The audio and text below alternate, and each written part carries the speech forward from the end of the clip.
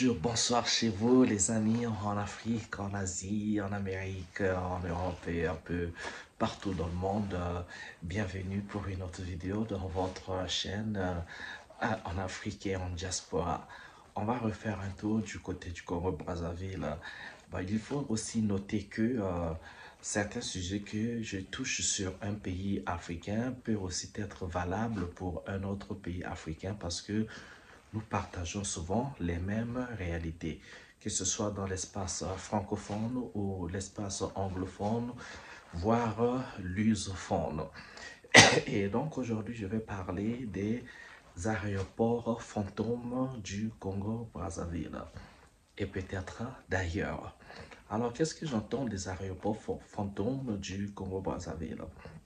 Le Congo-Brazzaville est un très beau pays, un pays riche en richesse naturelle, mais aussi riche en ressources humaines, ok? Donc, par les ressources naturelles, on va parler des minéraux, on parlera aussi de la belle nature très généreuse, donc des terres fertiles, des rivières à ne compter, un grand fleuve, le majestueux fleuve Congo, le fleuve le plus profond au monde, le second le plus puissant au monde de par son débit. Je vous recommanderais d'ailleurs de faire un tour dans ce pays, regarder le fleuve Congo. On a des forêts, on a des jungles comme la forêt du Mayombe, la forêt Noabalendoki. On a des lacs, l'un des plus beaux lacs de l'Afrique centrale, comme le lac Télé, un lac en forme de cercle et qui est donc qui se trouve au milieu d'une jungle majestueuse avec une variété des espèces animales. C'est vraiment un paradis en fait. Quoique les Congolais sont comme des seules personnes qui ne semblent pas connaître ce paradis dans lequel ils vivent. Ce Congolais ne semble pas jouir en fait des merveilles que Dieu, que la nature leur a donné. C'est dommage, mais un jour, ils comprendront peut-être ce quel genre de pays ils possèdent. Alors, pour revenir sur les aéroports fantômes, eh bien, euh, quand vous arrivez au Congo-Brazzaville, vous allez trouver deux aéroports, bon, peut-être trois, mais les plus grands aéroports internationaux, ce sera l'aéroport Agostino Neto de la ville de Pointe-Noire, donc la capitale économique, et l'aéroport Maya Maya de la ville de Brazzaville, qui est donc la capitale politique, la capitale du pays. Il est fort de constater, pour commencer avec l'aéroport de Pointe-Noire, que cet aéroport est d'ailleurs, s'il faut agencé avec l'aéroport de Brazzaville, ces aéroports souffrent d'un manque de vol. Déjà, si vous atterrissez, quand vous prenez, si vous venez de l'étranger, vous avez pris Turkish Airlines qui atterrit à Pointe-Noire vers minuit. Dès que vous atterrissez, vous arrivez, c'est le dernier vol, vous trouvez un aéroport qui est quasi vide. Et même quand vous arrivez en journée avec le vol comme Ethiopian Airlines, vous allez trouver que il n'y a quasiment jamais de queue pour aller s'enregistrer. La seule compagnie aérienne pour laquelle on trouve assez de queue, peut-être quand c'est Air France qui atterrit. Quand vous arrivez à Brazzaville, c'est quasiment le même scénario. Alors, les vols internationaux, il n'y en a pas beaucoup. Les grandes compagnies, il y aura Air France, il y aura Ethiopian Airlines. Maintenant, il y a Turkish Airlines qui atterrit au niveau de Pointe-Noire. J'avais eu vent qu'il y avait aussi Rwandair, la compagnie du Rwanda, et il y avait aussi TAG, la compagnie de l'Angola. Et bon, nous avions Eker, donc nous avons Eker nous avions, j'ai dit nous avions parce qu'il y avait quelqu'un qui faisait des vols internationaux hors du continent africain arrivé jusqu'en France. Mais maintenant, je pense que la compagnie avait eu des pépins. En tout temps, la compagnie avait suspendu ses vols, mais ça a repris avec des vols nationaux. Et pour les vols nationaux, il y a la compagnie comme TAC, Transair Congo, et je pense bien il y a Air Canadian Airlines, et bon, je sais pas, quelqu'un doit les mettre dans les commentaires s'il y en a d'autres compagnies. Mais vous allez remarquer que ces aéroports souffrent tout manque de vols parce que on compte moins de, je serais peut-être généreux, moins de 20 vols internationaux par jour et peut-être encore par semaine. Si on faisait une comparaison, ce qu'on ne devait peut-être pas avec des pays comme Ethiopian Airlines qui est donc la meilleure compagnie aérienne de l'Afrique et qui domine aussi beaucoup d'autres pays dans le monde. Moi, je dis félicitations aux Éthiopiens de maintenir une compagnie comme ça qui fait compétition avec une grande compagnie comme Air France et autres et aussi qui a résisté toutes les pressions quand il y a eu les compagnies comme Air Afrique qui avaient fait faillite et qui aujourd'hui va à coude avec Air France. Ce n'est pas facile de faire une compétition dans de tels marchés où des compagnies ou telle compagnie voudrait avoir le monopole du marché aérien du continent africain. Alors, voir que Ethiopian Airlines résiste, c'est très super parce que je pense qu'ils ont pu développer une économie aérienne et qui permet à ce que leur compagnie survive les tempêtes, survive aussi le temps. Et donc, quand vous arrivez à Ethiopian Airlines, plutôt, excusez-moi, quand vous arrivez à Addis Abeba, à l'aéroport de, de,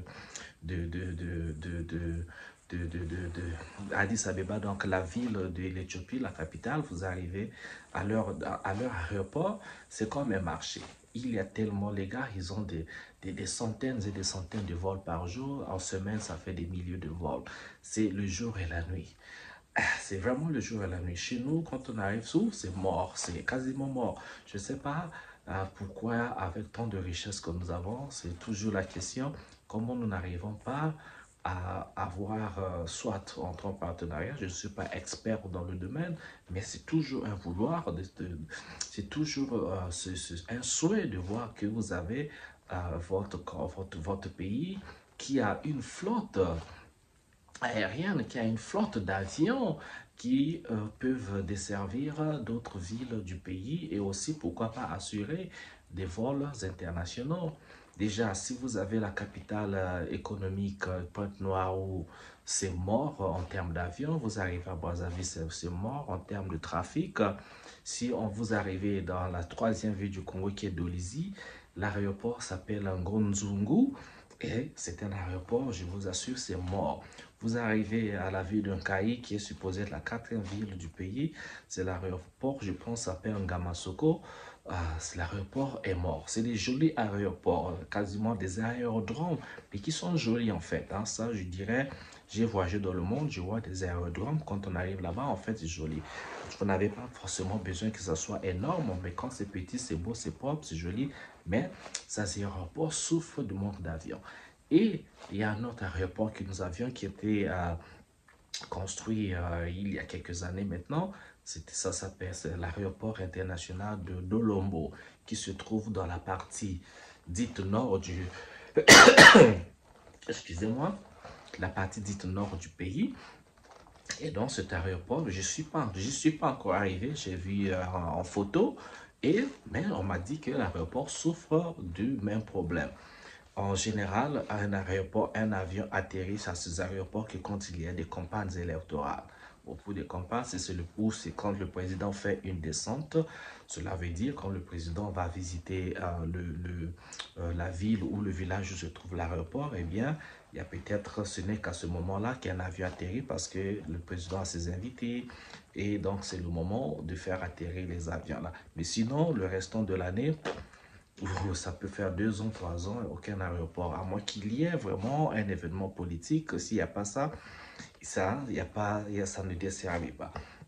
Alors, moi, je sais pas, je demanderai tout simplement aux autorités à approprier. Je sais pas, je sais qu'on a beaucoup de problèmes au Congo, mais à définir une politique de transport aérien, ce serait super. Peut-être qu'il faut faire signer des partenariats avec des compagnies étrangères qui peuvent venir exploiter ce domaine-là, peut-être diminuer le coût. Bon, moi, je sais que le transport aérien, s'il n'y a pas de compétition, il n'y a pas de flot, eh bien, prendre un avion, ça va coûter cher pour une population qui n'a pas un pouvoir d'achat assez fort, parce que le pouvoir d'achat des populations aussi détermine leur mode, leur flux de consommation. Si les gens gagnent un peu plus, ils vont dépenser. Et s'il y a plus d'avions, les gens aujourd'hui prennent l'autoroute, la route nationale avec 10 000 francs. Les gens peuvent partir de Pointe-Noire à Brazzaville. C'est bien, ils voyagent dans un confort qui est assez bien. Imaginez s'il y avait le train ou s'il y avait des aéroports où quelqu'un pouvait voyager de Brazzaville à Pointe-Noire en 1 heure de temps de vol et payer 20 000 par exemple. Et s'il y avait plusieurs avions, si on y en avait 20 vols, 30 vols, vous bien compagnie si vous voulez, il y a la compétition, ça fait le bonheur des usagers et ça fait que l'économie est activée, l'économie de ce secteur est activée.